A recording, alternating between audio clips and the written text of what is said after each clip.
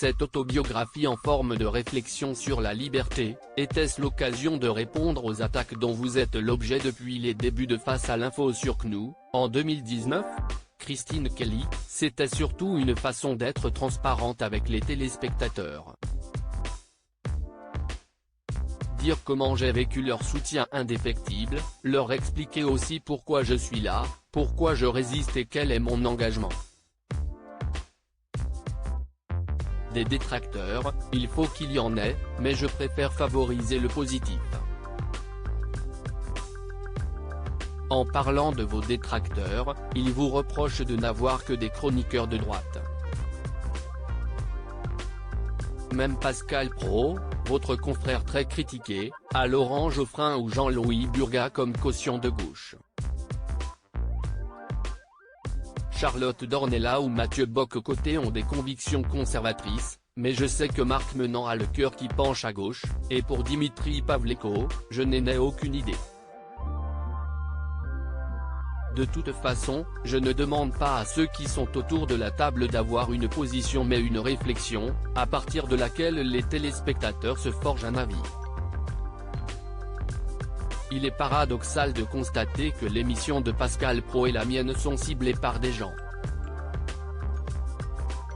qui prônent la liberté de parole. Je leur rappellerai donc que la confrontation d'idées ne signifie pas qu'on les cautionne toutes. Prenons un exemple précis de ce paradoxe, quand Quotidien, TMC, vous chambre avec votre citation « On peut être français en mangeant du couscous », est-ce de la liberté d'expression ou un excès de liberté d'expression ? Si est-il tellement facile ? On prend une partie d'une phrase et hop, la personne qui la prononce devient l'exact contraire de ce qu'elle a exprimé à l'antenne. Dans cette séquence, Éric Zemmour menait une charge contre l'islam, et je lui faisais remarquer, avec une métaphore culinaire, qu'on pouvait être à la fois français et musulman. Quotidien n'a conservé que l'extrait en question, et mes propos étaient soudain imprégnés d'une ironie raciste. J'aurais pu protester mais je crois que le dédain est encore le meilleur des mépris. Les réseaux sociaux, qui ont démocratisé la parole, sont devenus des pourvoyeurs de haine. La modernité enfanterait-elle ses propres monstres ? Les réseaux sociaux sont en train de détruire la liberté d'expression en l'entraînant au-delà des limites de la loi.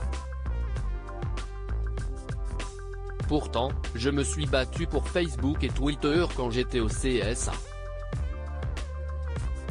Aujourd'hui, je me demande si j'ai bien fait quand je vois l'arme à double tranchant qu'ils sont devenus.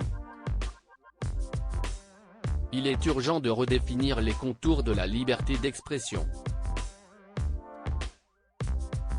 Sans Éric Zemmour dans Face à l'info, vous ne seriez pas aujourd'hui sous protection policière après avoir été menacé de décapitation. Qu'est ce que cela vous inspire ? Qu'on est arrivé à un point irréversible d'intolérance. On me reproche Éric Zemmour mais pourquoi ? Lui donner la parole sur mon plateau signifiait-il que j'étais d'accord avec ses idées ? On veut me couper la tête alors que personne ne sait pour qui je vote, pas même ma fille qui doit vivre à 7 ans avec 2 gardes du corps. Le comble, dans cette affaire, si est que l'homme, jugé en septembre prochain, note de la rédaction, qui m'a longtemps harcelé puis menacé de mort est noir. Il me voit comme une traîtresse à ma couleur de peau. Une fois pour toutes, je n'existe pas en tant que noire mais en tant que citoyenne, femme, et journaliste. Que vous inspire le destin politique d'Éric Zemmour qui semble compromis ? Précisons que cela ne fait que 8 mois qu'il est entré en politique. Il a tout un chemin devant lui, surtout quand on se rappelle que Jean-Luc Mélenchon ne faisait que 8% aux législatives de 2012. Éric a fait savoir qu'il ne reviendra pas sur CNews, ce qui ne me surprend pas. Je pense qu'il a définitivement tourné la page du journalisme. Mais on vous retrouvera bien à la rentrée dans Face à l'info ? J'attends de voir ce que décidera ma direction. Mais ça me semble quand même bien parti pour une 4e saison. Elle rit. Liberté sans expression, le cherche midi, 18,90 €.